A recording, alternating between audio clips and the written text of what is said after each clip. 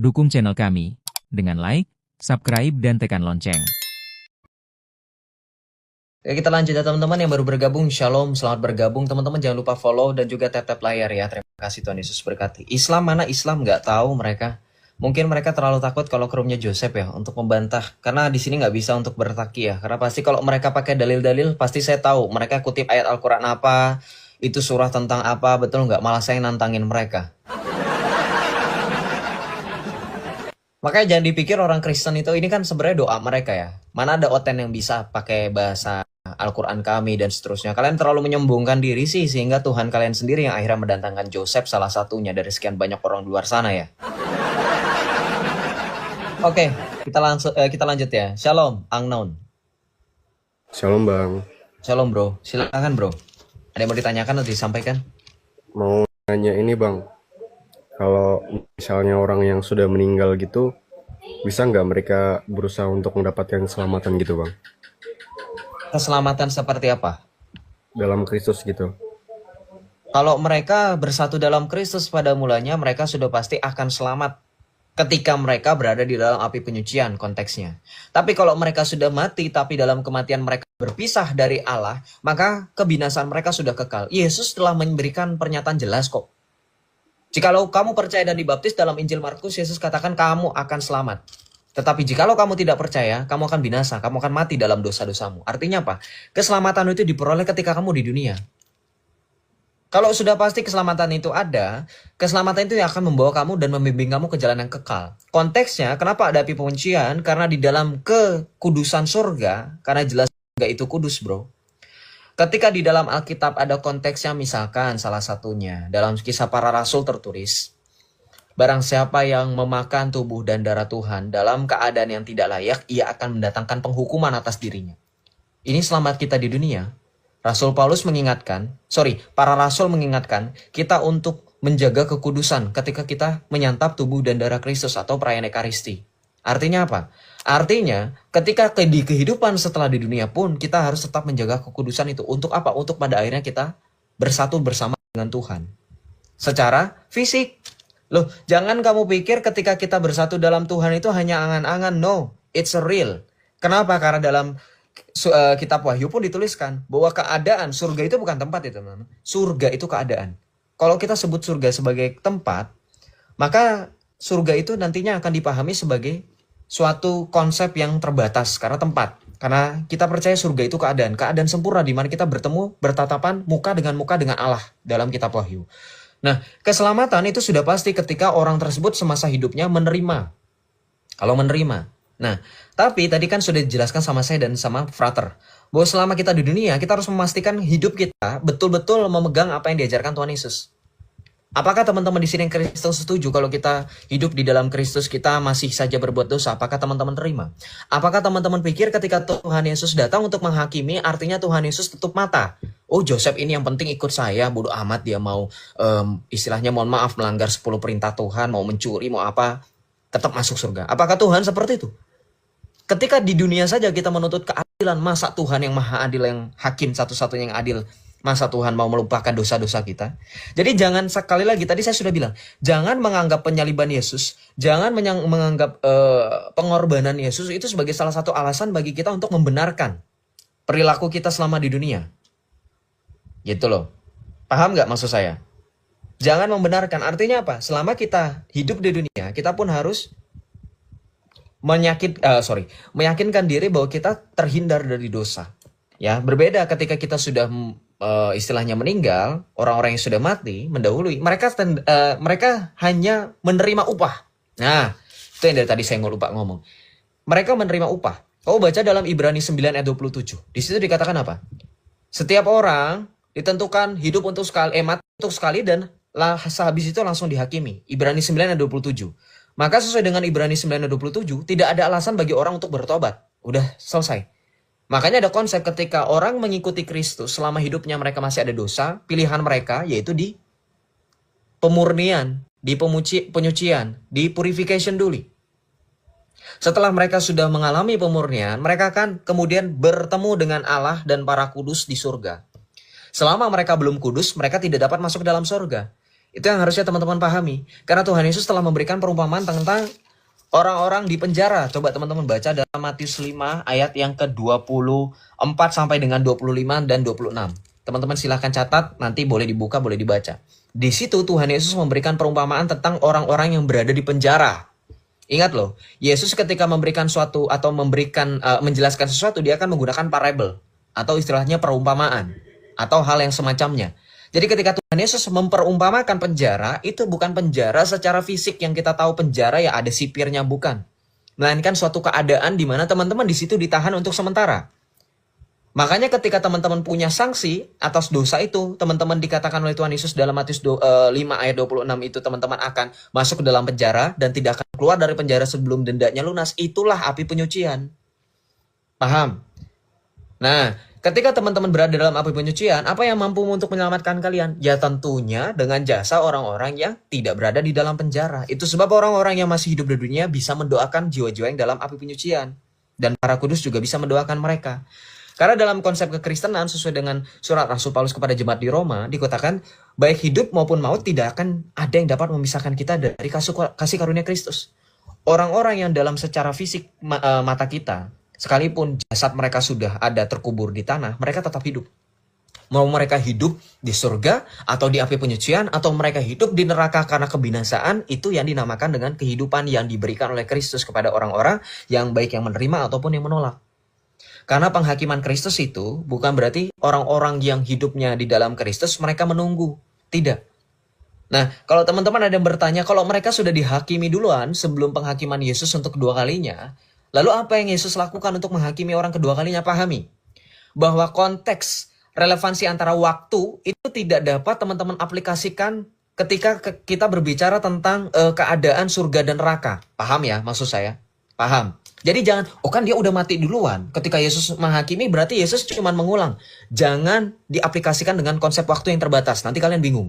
Kenapa? Surga dan neraka itu tidak terbatas ruang dan waktu. Itu sebab tadi saya bilang surga dan neraka itu tidak pernah didefinisikan oleh gereja sebagai tempat, melainkan keadaan. Ini kalau kita ngomongin ini memang puyeng. Karena iman itu tidak dapat kemudian seenak jidat kita ngomongin sesuai dengan apa yang kita pahami. Iman yang kita pahami dalam pengajaran gereja itu tidak akan pernah bisa kita terima begitu saja. Karena memang selama ini yang kita ketahui hanyalah ajaran-ajaran dari sana, apalagi dari Islam loh. Itu yang mempengaruhi kita. Jadi seperti itu, Bro Angnon ya. Bro Angnon, kamu posisinya di rumah atau di luar? Di rumah, Frater. Iya, ada buku di situ. Buku Tulis. catatan. Ya. Oh, nggak ada, Frater. Nggak ada. Oke, nah kamu ingat-ingat ya, ini catatannya dari saya. Kamu ingat apa yang dikatakan Yesus di dalam Yohanes bab 11 ketika peristiwa Lazarus dibangkitkan? Apa Ingat, Yesus ingat. bilang kepada saudarinya Lazarus? Kamu ingat bagian itu?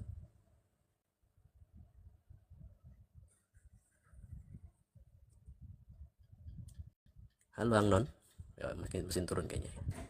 Mungkin dia buka Alkitab kayaknya.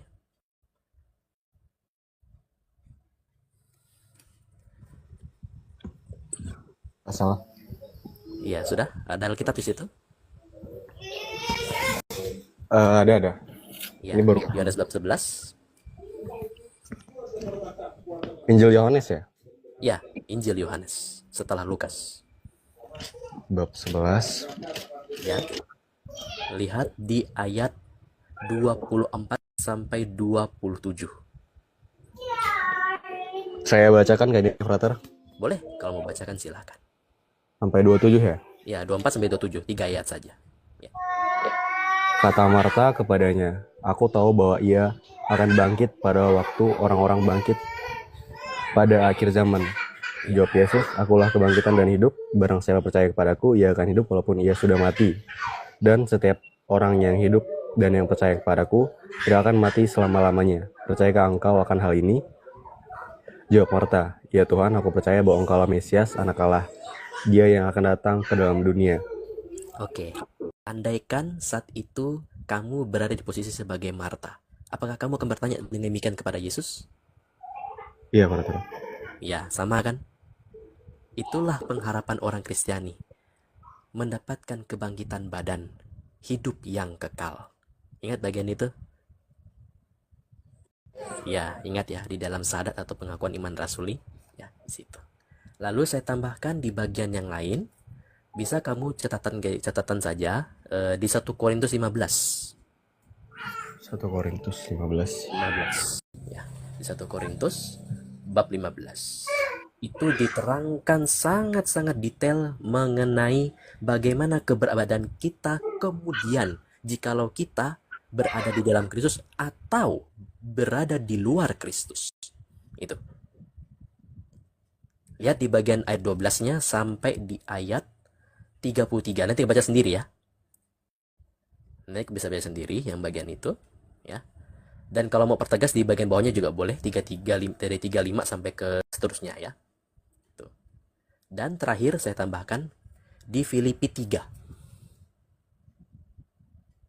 Tadi saya tambahkan di situ di Filipi 3. Saya sebutkan aja ayatnya.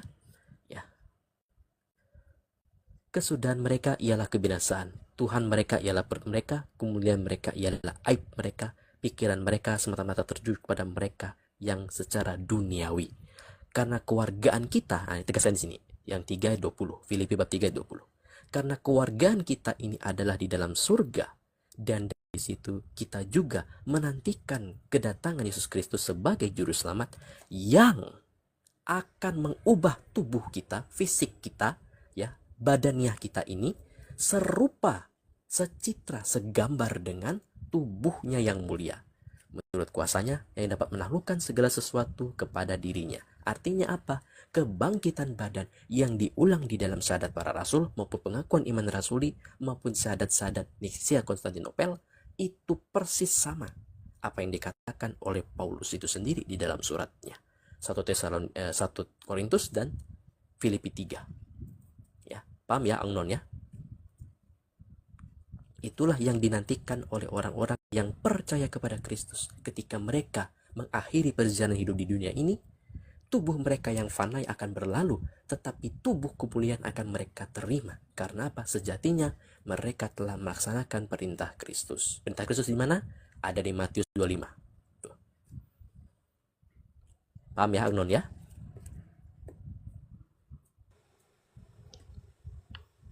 Shalom bro, silakan tanggapi. Masih ini, thank you Frater.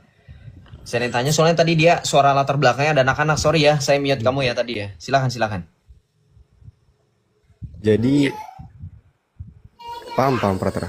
Oke, baik.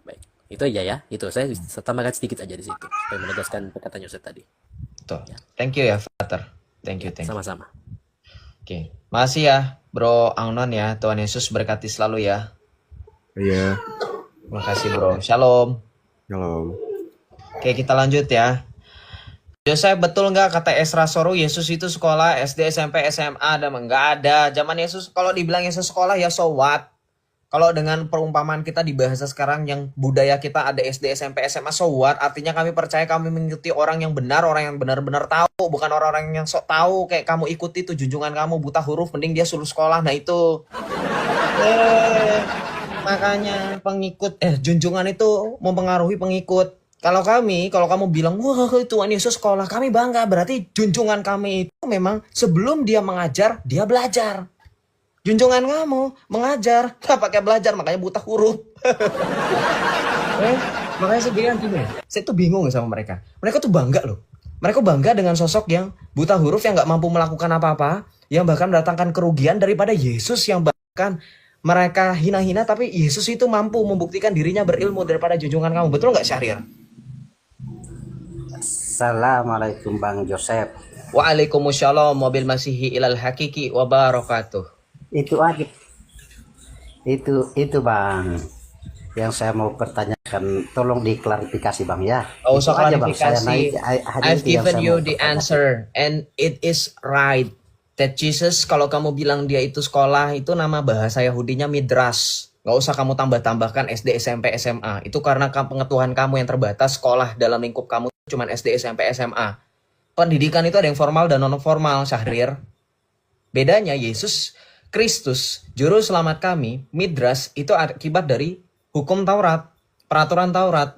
Jadi kalau Tuhan Yesus itu belajar yang dipahami oleh kamu sebagai SD, SMP, SMA itu yang dalam bahasanya adalah midras. Kenapa? Karena kalau kamu tanya sama orang-orang Yahudi, tanya sama orang-orang Israel, ya kamu nggak bakalan mau tanya lah, sekalipun kamu bangga dengan orang Yahudi yang ngeludahin Kristen ya. Iyalah, kamu nanti dibilang standar ganda, orang Israel bukan hanya meludahi tapi juga membombardir. Maaf. Jadi ketika orang Israel atau orang Yahudi itu ya, mereka mulai dalam umur-umur yang diklasifikasikan, mereka tuh belajar bagaimana cara membaca Taurat ya dan seterusnya, itu ada urutannya. Nah, beda sama junjungan kamu kan, nggak belajar. Tapi speak of which, karena kamu cuma nanya itu dan saya Maaf, sudah Bang, memberikan jawaban. jaringannya kurang bagus, Bang. Jaringannya kurang bagus atau emang kamunya yang kurang bagus? Ya turun aja. Kok bilang jaringan kurang bagus, masih aja menerapkan hukum Islam di sini untuk bertakiah. Ini bukan tempat kalian untuk biasa untuk menerapkan hukum Islam. Jangan suka bohong, berdusta. Kenapa sih? Saya itu bisa lihat, kita semua, nggak cuma saya, bisa lihat siapapun di sini yang naik, itu sinyalnya jelek atau tidak, itu dari garis, dari bar. Kalau kamu sinyalnya bermasalah, barnya itu merah. Dari tadi saya perhatikan bar sinyal kamu fine-fine aja, nggak ada baris bar merah. Gitu ya. Nggak usah alasan. Serius jaringan. Oke, kalau misalkan kamu mau naik lagi, silahkan open cam. Nah, silakan open cam. Oke, udah bagus, Bang. Ya, silakan open cam. Bagaimana itu, Bang? Dibuka menurut jaringannya. Abang. Dibuka jaringannya. Pendapat. Dibuka kameranya. Dibuka Ya, kameranya. ya, tunggu, Bang. Tunggu. Hmm.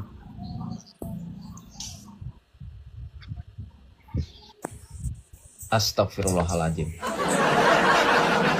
Assalamualaikum ya ahlal kubur. Kenapa kamu memberi salam kepada Muhammad?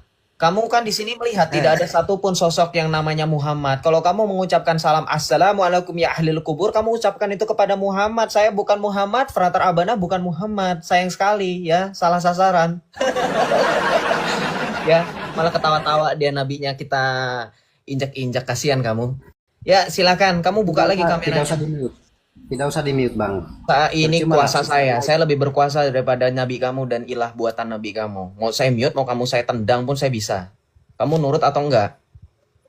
Kalau enggak mau di mute, makanya jangan buang-buang waktu. Silakan, kamu bertanya apa? Saya Tadi mau bertanya, Bang. Saya mau bertanya. Jadi begini, Bang. Yang saya mau tanyakan di sini tidak terlalu panjang sih. Hanya masalah itu saja, Bang. Nah, jadi menurut Esra Soril, gurunya para pendeta di Indonesia yang kaliber. Udah nggak usah bernarasi nggak jelas. Kamu tuh nggak usah Esra Soro gurunya. Esra Soro itu pendidikannya apa? Yang kamu sebut dengan guru itu magister. Itu mereka punya dosen-dosen lagi. Jangan sok tahu. Udahlah kamu wasting time. Saya malas ngomong sama orang tingkat rendahan kayak kamu. Mending saya ngomong sama Islam yang benar. Pusing saya. Saya nggak punya waktu ya untuk ngomong sama orang Islam yang seperti itu nih. Jadi Islam jangan standar ganda. Orang-orang kayak gitu saya tindang. Jangan kalian bilang Joseph takut, Joseph takut. Ada standar ganda kalian. Ada 2 poin. Yang pertama, saya kalau pertahanin orang seperti itu, nanti kalian keluar-keluar lagi di bawah. Joseph beraninya cuma sama yang awam. Joseph beraninya cuma sama yang awam, itu. Yang kedua, kalian punya standar ganda atau kesalahan berpikir. Minta-minta ke kami yang bukan Islam, bukan bagian dari kalian, untuk jangan Islamofobik. Tapi kalian yang encourage kami juga untuk punya Islamofobik kepada kalian. Bingung nggak kira-kira? Ya? Kalian nggak mau Islamofobik, tapi sama Joseph selalu bilang, Joseph takut, Joseph takut. Jadi kalian mau nggak atau nggak, suka atau nggak kalau kami takut sama kalian? Bingung nggak kalian? Bingung nggak teman-teman Kristen? Saya belum nanya udah diturunin ya. Saya sudah bilang, saya lebih berkuasa daripada nabi kamu dan Allah kamu. Udah nggak usah cengeng di bawah. Mau kamu saya mute. Kalau kamu mau naik lagi, kamu harus berkualitas. Jangan buang-buang waktu saya. Oke? Islam, jangan kamu pikir kamu tuh orang penting. Kamu tidak penting. Itu sebab kalian itu nggak dianggap sama dunia. Ya. Bahkan nggak dianggap sendiri sama ilah kamu. Ya kalau dianggap harusnya Palestina udah dari dulu merdeka. Ya kan? Kasihan. Kemana ilah kamu? Simak menista, saya berbicara terus terang fakta. Coba kamu pikir kalau kamu memang dianggap Kalau memang kamu itu dianggap, diperhatikan, kamu tuh dikasihi, kamu itu memang istilahnya benar, harusnya ilah kamu tuh berbuat sesuatu. Enggak. Ini sampai sekarang masih free-free. Dari dulu nggak free-free, saya pikir kemana ilah kamu? Loh, hah? Ya saya kan nggak menista, itu kan fakta. Kecuali kalau bisa bantah, baru saya dibilang penistaan. Ada bantahannya, oh ternyata ilah saya itu beneran ada gitu kan. Beneran memperhatikan, beneran pay attention dan seterusnya ya. Tapi kalau misalnya nggak ada ya sudah terima fakta itu ya. Berarti lebih berkuasa rudal daripada ilah kalian. Jangankan ilah kamu, tempat berasal di mana junjungan kamu dan ilah kamu menguasai wilayah itu, negara itu aja nggak mau bantu. Makanya kamu lihat, saya bukannya menjunjung tinggi Israel ya, jangan salah paham ya. Kami orang Kristen secara tegas, secara universal kami mendukung perdamaian di dalam kasih Kristus. Mau Israel, mau Palestina, mau Nigeria, negara apapun itu. Yang penting adalah ketika mereka mampu untuk menerima Kristus, karena Kristus adalah Raja Damai. Ingat ya, mau Palestina, mau Israel, semua harus satu di dalam Kristus. Karena Rasul Paulus pun telah mengatakan tidak ada lagi orang Yahudi atau orang Yunani. Kita semua adalah keturunan Abraham ketika kita sudah menerima baptisan Kristus. Ingat ya, makanya kekristenan bukan baru ada pada saat Yesus. Kekristenan melanjutkan apa yang terjadi pewahyuan dalam semenjak perjanjian lama ketika Adam jatuh ke dalam dosa, sudah dinubuatkan kedatangan Mesias yang akan diikuti oleh banyak orang, yaitu Kristus. Jadi diingat itu dulu, disclaimer ya. Jadi makanya saya lanjutkan, ketika kalian berbicara tentang kekuasaan, kita harus pahami dulu sama seperti Israel. Israel dikelilingi wilayahnya oleh Jazirah Arab, tapi tidak ada satupun negara di sekeliling Israel yang harusnya seiman dengan kalian itu seberani Iran. Kalian jangan berbangga dengan Iran, karena setahu saya Iran itu dipimpin oleh diktator Syiah, Ayatullah Khamenei. Ya, jadi kalau kalian pikir, wah Iran hebat, semoga Allah melindungi Iran. Yang kamu doakan itu Syiah loh. Karena tahu sendiri, Syiah itu musuh terbesar kalian. Kalian itu repot-repot kesana kemari bilang Syiah bukan Islam, Syiah bukan Islam. Tapi kalian secara nggak langsung mengakui Iran itu kawan kalian pada saat Iran punya nyali untuk membarbadir Israel. Nah itu kalian itu standarnya nggak jelas. Nah itulah sebabnya ya. Karena begini ya, saya tambah sedikit saja. Seperti biasa, untuk mereka ya yang saat mendukung petingginya Iran ya, saya bertanya dalam hati, selama ini kan mereka, maaf sih saya bilang, berusaha mati-matian agar Syiah nggak ada. Tapi kok mereka malah mendukung ya? Ya itu dia.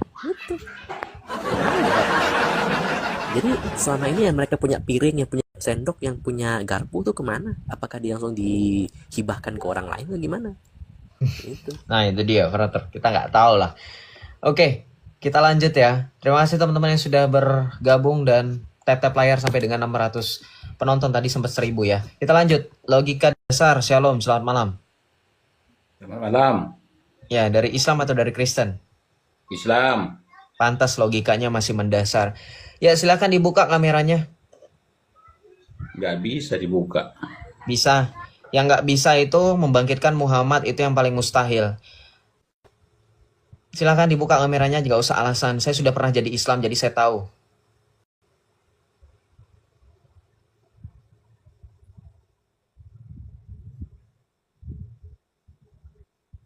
Silakan dibuka kameranya. Wong saya bisa kok invite kamu untuk buka kamera. Jangan berbohong di sini. Saya lebih tahu daripada ilah kamu. Ya, maha benar dan maha tahu Joseph. Karena Joseph bisa tahu kamu lagi berbohong atau enggak. Betul enggak? Oh iya, saya tahu kamu lagi bohong. Kamu bilang nggak bisa buka kamera. Saya bisa invite kamu buka kamera kok. Silakan dibuka kameranya. Yang di atas itu nggak buka, kok saya dipaksa buka? Ya suka-suka saya jadi host. Kan saya sudah bilang, host punya aturan. Ilah kamu punya aturan, kamu pernah protes nggak? Ketika di dalam Al-Quran, ilah kamu menuduh setan atau iblis tidak mau tunduk, kamu baca nggak dalam Al-Quran, ketika Allah menyuruh malaikat untuk sujud, Allah itu tidak menyuruh iblis untuk sujud. Makanya ketika iblis tidak mau sujud, itu bukan karena iblis tidak mau nurut, karena iblis nggak disuruh. Allah kamu aja yang kurang teliti. Nggak protes kamu. Ribet, buka kameranya. Saya sudah bilang, saya sudah pernah jadi Islam. Jangan kamu lawan Joseph dalam omongan. Buka kamera.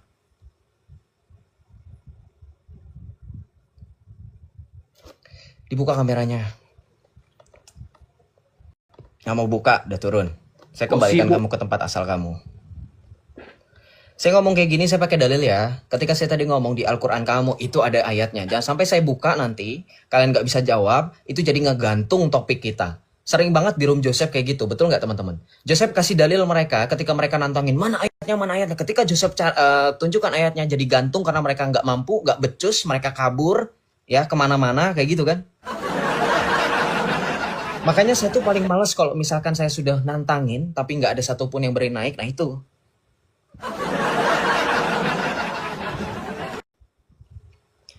Jadi ketika kalian bilang bahwa saya itu punya aturan ribet dan segala macam, jangan protes. Karena ini cara orang, setiap orang stylenya berbeda-beda. Teman-teman mau yang santai, silahkan cari room yang santai. Teman-teman mau yang relax, yang mau ini silahkan.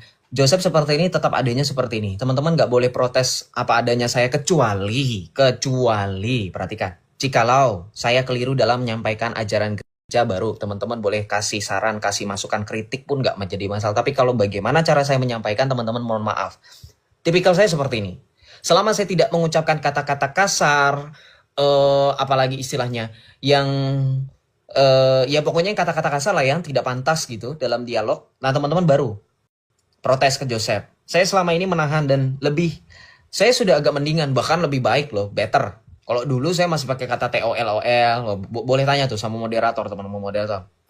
On segala macam, saya masih pakai kata kayak gitu. Sekarang saya hanya lebih tegas, dan kalau teman-teman ada yang kritik cara berbicara saya terlalu tinggi dan segala macam, itu juga kalian nggak bisa atur. Ya, orang berbicara dengan nada seperti ini itu susah. Karena saya pun berbicara menyampaikan pendapat saya seperti ini, teman-teman. Itu yang namanya dengan ekspresif. Ya, ketika orang menyampaikan pembicaraan mau semangat mau apa, teman-teman justru harusnya berterima kasih. Artinya penyampaian saya jelas, bukan saya sombong. Ya, itu. Jadi jangan Joseph terangin. Enggak. Kalau saya marah, beda loh. Marah itu kan bisa teman-teman tahu sendiri kalau marah seperti apa ya. Seperti itu. Kita lanjut ya. Terima kasih yang selalu mengingatkan. Saya tetap berterima kasih sama yang selalu mengingatkan untuk jangan sampai over. Saya tetap berterima kasih. Gitu. Oke, kita lanjut ya. Enggak sopan. Ya, dulu saya selama jadi Islam saya enggak sopan. Kita lanjut ya. Rian, mana Rian? Oh, ini naik turun soalnya. Shalom Robert, selamat malam. Assalamualaikum. Waalaikumsalam. Kenapa kamu tidak menggunakan salam dengan benar?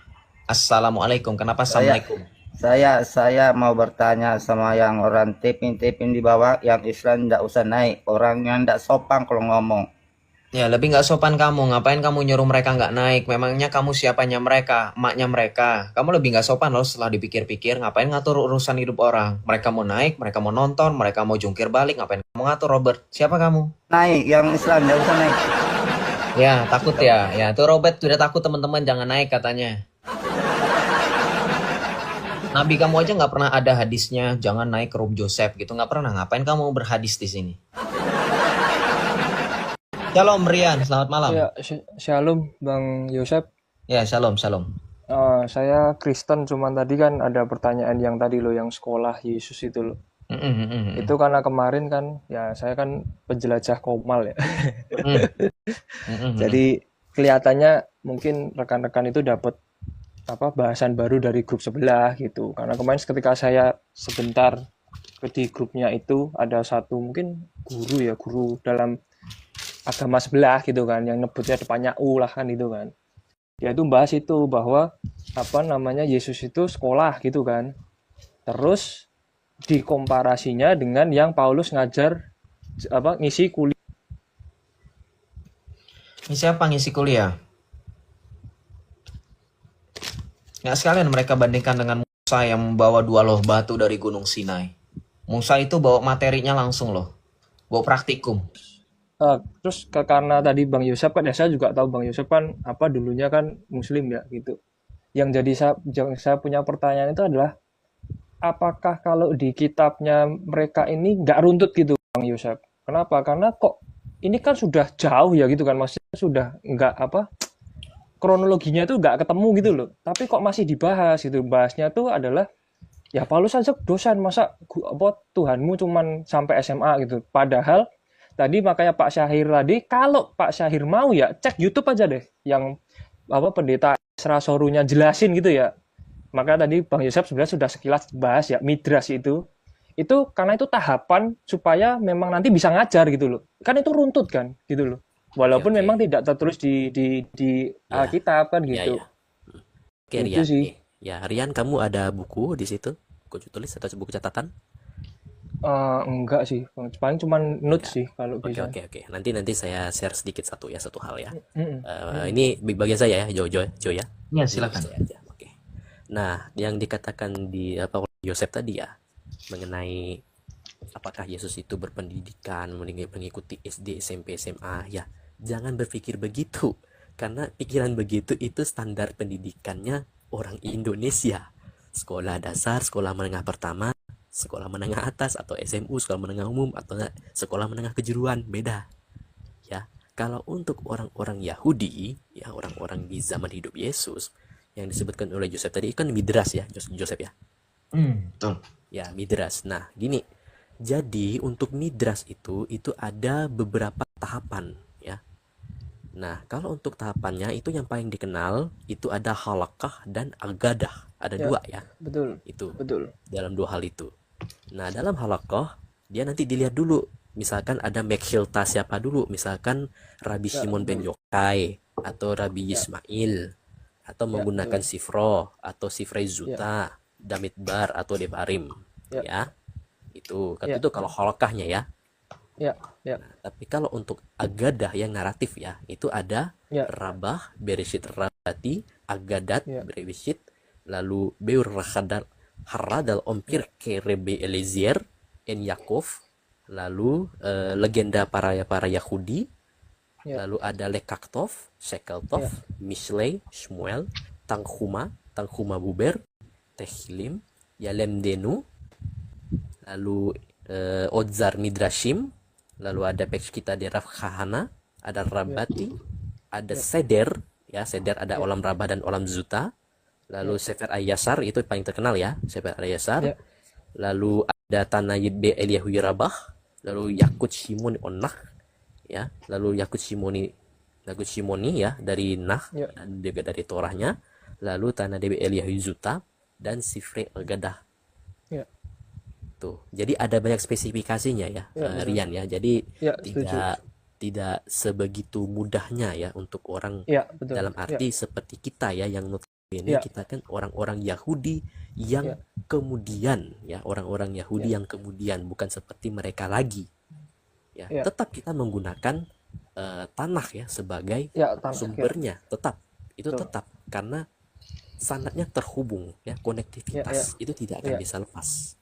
ya, Dan dari sini jugalah kita sebagai orang-orang yang memiliki kitab-kitab orang Yahudi sebagai bagian dari penggenapan janji Allah itu sendiri ya, Allah ya, Yahweh itu Allah Adonai Elohim Adonai Echad itu ya, turun nuzul dari kalamnya, dari firmannya, dari ya, kalimahnya yang dikenal kepada kita yaitu pribadi Yeshua HaMashiach atau ya, Yesus bin Nazareth ya, itu ya. Jadi paham ya Rian ya? ya. Iya paham, karena kemarin itu ketika itu kan SD, SMP, SMA itu bahannya dari yang sebelah Ya, apa itu frater gini. dari kalau Kalau nggak salah dari yang si Ucup itu kemarin, maka ketika di sana loh kok kayak gini aja jadi pertanyaan sih, dan juga ada yang dari Kristen naik nggak ngerti ini kan dasar ya gitu loh, gini karena kan bro, sorry. Jangan ya dipanjangin karena saya terlalu malas untuk dengerin materi dari sana itu nggak bawa kamu pintar, jadi lama-lama ya terinfluence.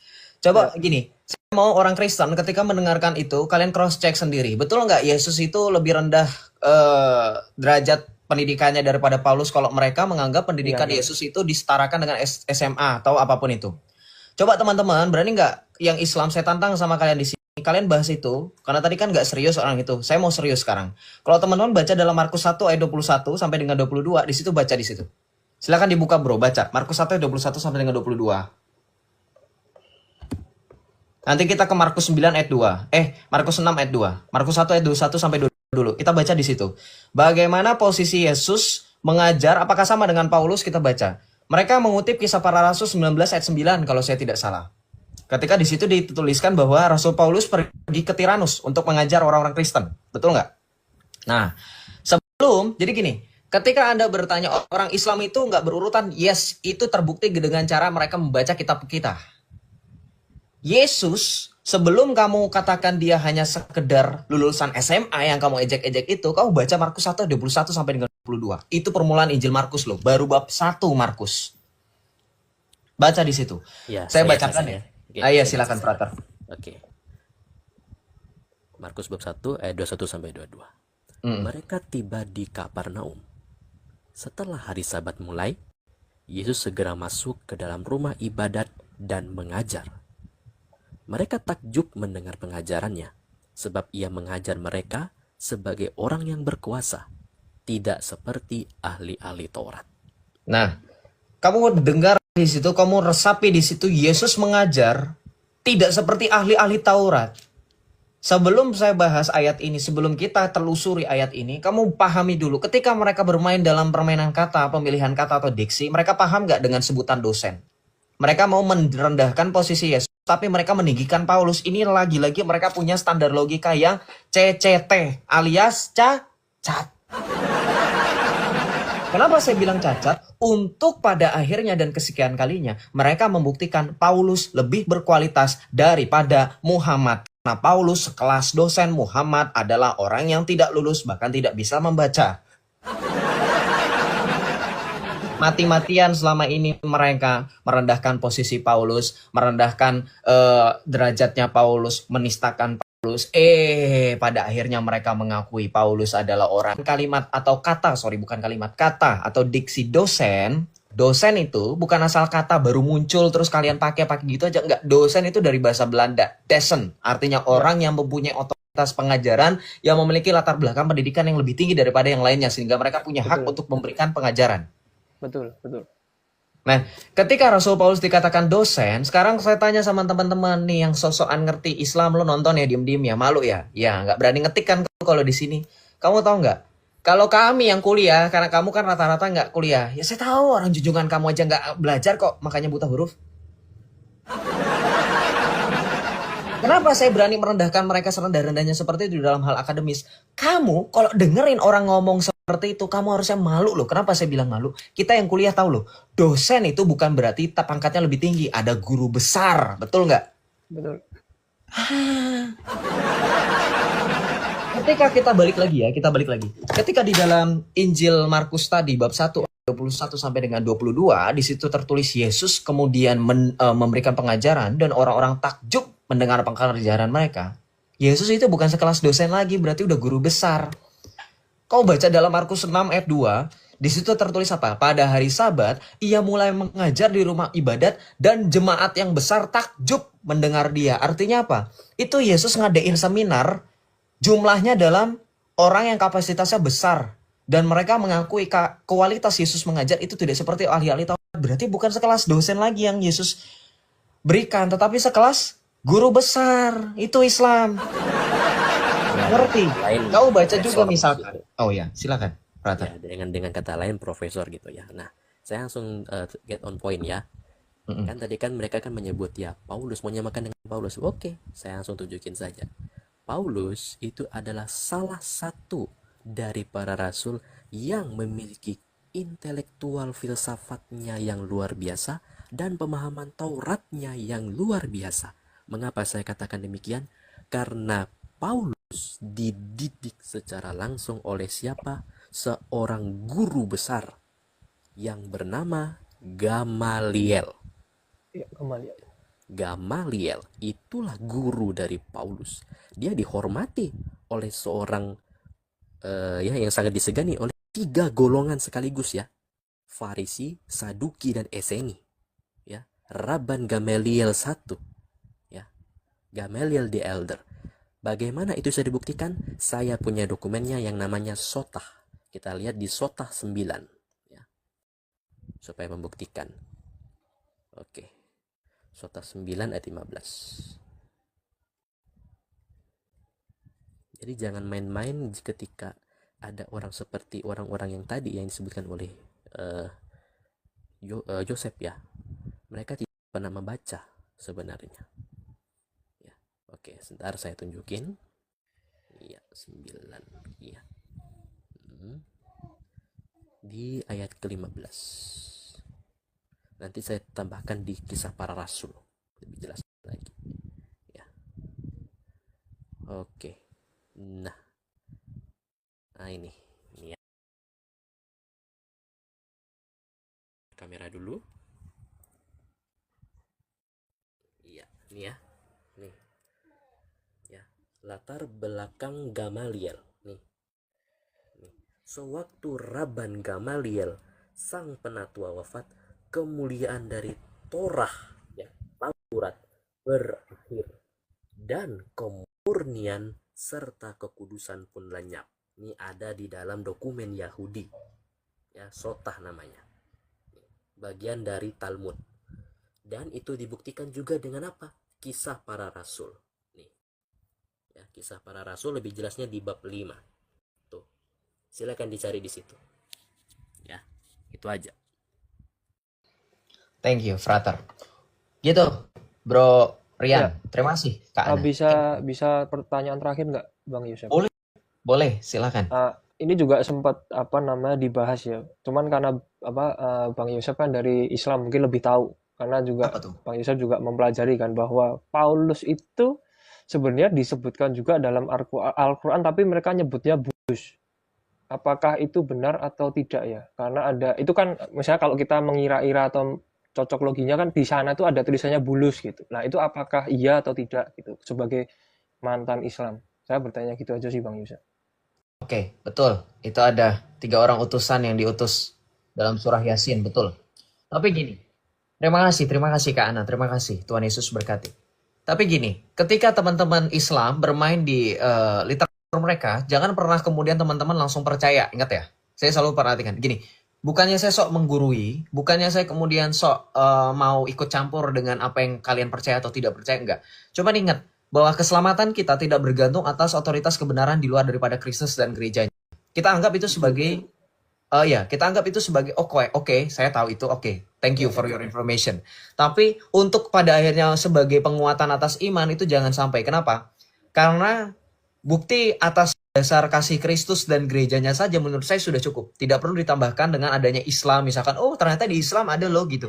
Makanya saya selalu bilang gini, jangan kalian terlena ketika ada orang Islam datang ke kalian bilang hanya karena masalah toleransi. Salah satu contohnya misalkan selain karena tafsiran itu ya, misalkan tentang Siti Maryam atau Bunda Maria, atau misalkan tentang Isa Al-Masih dan Yesus Kristus. Itu salah satu bualan mereka. Karena gini, kita percaya dengan prinsip bahwa penjahat tidak akan menunjukkan intensi atau itikat jahatnya ketika melakukan tindakan kejahatan tersebut. Dia akan berpura-pura menjadi orang baik. Ya, nah itulah seperti cara bekerja iblis. Iblis bekerja untuk menyesatkan, itu tidak langsung terang-terangan. Saya sesatkan kamu. Ketika berada di tengah jalan dicegat gitu, tidak. Iblis akan berusaha untuk masuk ke dalam alam bawah sadar dan berusaha untuk mempengaruhi kamu. Itulah cara mereka. Makanya ketika ada, saya tahu itu sering dibahas juga kan sama teman-teman apologet lain. Ada tafsiran yang diutus 3 orang itu, yang satunya bernama Bulus, Butrus, dan seterusnya. Yang kemudian salah satunya kuburnya ada di Turki itu. Sam'un Butrus itu. Mereka katakan kuburnya di Turki. Beberapa waktu lalu saya punya kesempatan, puji Tuhan, 2017 ke Turki. Sam'un itu makamnya Sam'un katanya, utusannya Isa, sesuai dengan tafsir surah Yasin itu dikatakan di Turki. Itu salah satu bualan mereka untuk pada akhirnya mengencourage kalian supaya oh ternyata punya kesamaan, oh ternyata benar Islam itu penyempurna. No, they never. Kenapa? Karena tafsiran yang kamu sebut tadi nama Bulus itu baru ada. Tanya sama mereka, ada nggak tafsiran itu pada saat turunnya Al-Quran? Nggak ada. Tafsiran Ibnu Katsir itu ada tahun berapa? Bandingkan dengan turunnya Al-Quran. Jadi sekali lagi, let's say itu adalah informasi yang benar. Kalau katakan itu informasi benar, itu tidak akan mempengaruhi. Terserah. Oh ya, izin Bang Yusuf memotong. Jadi pertanyaan saya itu bukannya saya percaya dan sebagai terbawa ya, cuman tendensinya itu adalah gini. Ternyata ketika ada yang mengutarakan itu dari Islam sendiri, banyak yang nggak tahu gitu loh. Hmm, Nah, itu jadi kan iya, kayak loh, paham. ini gimana sih kan Hmm, gitu kan. Gitu ah, sih. Tadi tendensi saya ke sana bukan yang iya, apa iya, paham. namanya, Bukan maksud gitu saya, sih. Nggak bukan apa-apa maksud, Bang Yosep. Cuman ya, nggak apa-apa. saya merasa Nggak, Bang hmm, Yosep sebagai mantan muslim lebih berhak menjelaskan ini gitu loh kepada betul. kami yang dari lahir mungkin sudah Kristen atau Katolik gitu. Makanya saya bertanya Betul. apakah benar gitu karena saya bertanya karena dirimu lebih berhak Bang kayak gitu. Iya, iya, paham. Ya, ya, Ya, oke. Gitu sih. Ya, jangan salah paham, bukan saya Ya, artinya menunjuk kamu gitu, bukan. ya, Saya ya, untuk ya, semua orang gitu. ya, Karena ya, gini, ya, kalaupun kita baca secara terus terang dalam surah Yasin ayat 14 ini, emang di situ dikatakan iz arsalna ilaihi musnaini fakazzabuhu fa'azazna bisalisin. Di situ dikatakan yaitu ketika kami mengutus kepada mereka dua orang utusan. Nah, yang pertama diutus memang dua, kemudian mereka dustakan keduanya, kemudian kami kuatkan dengan utusan yang ketiga. ya, Nah, ya, ini nama-nama dari Ibnu Katsir yang diajukan dalam tafsirnya itu beda-beda loh. Kenapa? Karena kalau teman-teman baca misalkan dari saya waktu itu pernah debat sama siapa ya? Sama siapa ya? Bahas tentang tafsiran ini. Oh, bukan polemikus yang terkenal, bukan, pokoknya dari salah satu penonton TikTok tapi dia Islam. Islamnya Islam lumayan cerdas lah. Dia kuliah di luar negeri. Dia bilang memang tafsiran ini merujuk nama Bulus. Kurang lebih pernyataan statementnya sama seperti kamu. Lalu dia minta tanggapan saya. Saya nantangin gitu. Saya nantangin, betul nggak namanya sudah pasti Butrus, Bulus, dan seterusnya. Kenapa? Kalau kita melihat tafsiran At-Tabari, itu nanti namanya beda.